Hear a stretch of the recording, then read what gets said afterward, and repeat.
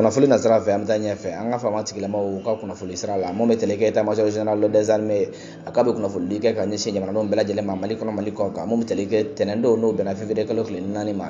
san 2024 mun bɛ tɛmɛ kɛ nɛgɛ ɲɛ 9 tɛmɛlen sanga 30 la o waatiw la mun bɛ kuma an ka faama tigilamaw ka mission n'o ye wulikajɔ kɔni kɛ ka se ka kunda n'a fɔ ma ko groupe terroriste ka se ka olu nɔbɔ cogo minnu la mun bɛ tɛmɛ kɛ Jumana ale ni Torodo ni ɲɔgɔn cɛ kɛnɛ la an ka route nationale numéro 3 Kayi Bamakɔ o furancɛ la ka jira k'a fɔ wulikajɔ ani jateminɛw bolo ma an ka faama tigilamaw a kɛla sababu ye ka se ka ɲɛ da banbacibala tigilamaw olu kan mun ni a sɔrɔla k'a fɔ